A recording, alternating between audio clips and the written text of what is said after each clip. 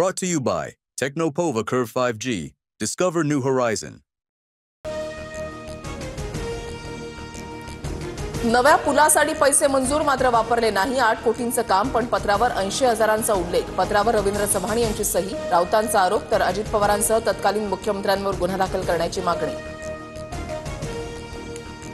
सरकार बाधित नागरिकांच्या पाठीशी खंबीर उभं, पण मुळात हा प्रसंग का येतो? पूल धोकादायक होता तर तिथे पूर्ण प्रवेशबंदी का नाही झाली? लोकांनीही उत्साहाला थोडा आवर घालायला हवा. राज ठाकरेंचं ट्विट. मावळ तालुक्यामधील इंद्रायणी नदीवरील जीर्ण पूल कोसळून 4 मृत्यू, 51 जण जखमी. मृतांच्या नातेवाईकांना 5 लाखांची शासकीय मदत जाहीर.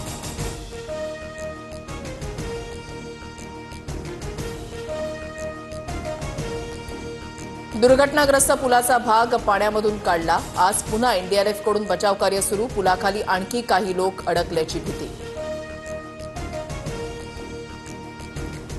इंद्रायणी पुलावर 2 दुचाकी समोरासमोर आल्यानं वाद झाला. दुचाकी चालकांचा वाद पाहण्यासाठी पुलावर एक गर्दी झाली. एकाच वेळेला पर्यटकांची गर्दी झाल्यानं पूल कोसळला.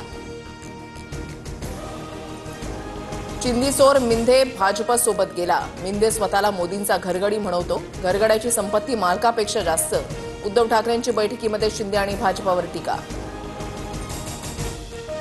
मुख्यमंत्री राज ठाकरेंना भेटले असं बोलून गैरसमज पसरवू नका, आशिष शेलारांची प्रतिक्रिया. तर अधिकृत भेटण्याची जागा शासकीय बंगला, गोपनीय बैठका हॉटेलमध्ये होतात. राऊतांची प्रतिक्रिया.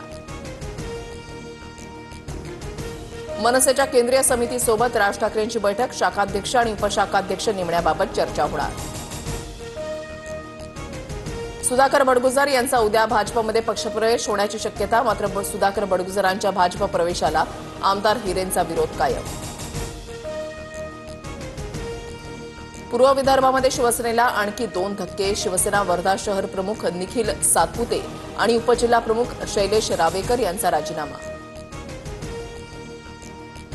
गिरगाव मेट्रो स्टेशनजवळ खड्ड्यामध्ये अडकलेल्या बेस्ट बसला बाहेर काढलं. गिरगाव मेट्रो स्टेशनजवळ बेस्ट बस खड्ड्यामध्ये अडकली होती.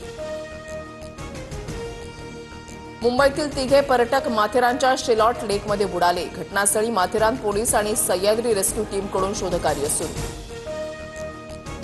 काल घडलेल्या विविध दुर्घटनांमध्ये 21 जणांचा मृत्यू झाल्याची माहिती. इंद्रायणी नदी पूल दुर्घटना, केदारनाथमधील हेलिकॉप्टर कोसळलं, नदीपात्रामध्ये बुडून अशा विविध घटनांमध्ये लोकांनी प्राण गमावले.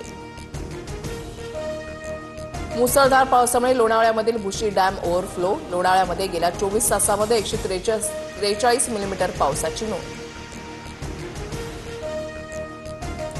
विदर्भातील बहुतांश भागात दमदार पावसाअभावी खरीप पेरण्या रखडल्या. मात्र नागपूरकरांची पावसाची प्रतीक्षा संपणार. पुढील 2 दिवसांमध्ये मेघगर्जनेसह मुसळधार पावसाचा अंदाज. साताऱ्यामध्ये पेन खरेदीच्या बहाण्यानं दुकानातील महिलेच्या गळ्यातील मंगळसूत्र हिसकावलं. सर्व प्रकार सीसीटीव्ही कॅमेऱ्यामध्ये कैद. सोलापूरला आठवड्यातून 2 वेळा पाणीपुरवठा होणार. उजनी धरण ते सोलापूर समांतर जलवाहिनीचं काम पूर्ण. सोरेगाव जलशुद्धीकरण केंद्रावर उजनी धरणातील पाणी पोहोचणार.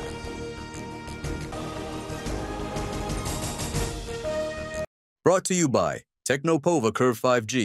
Discover new horizon.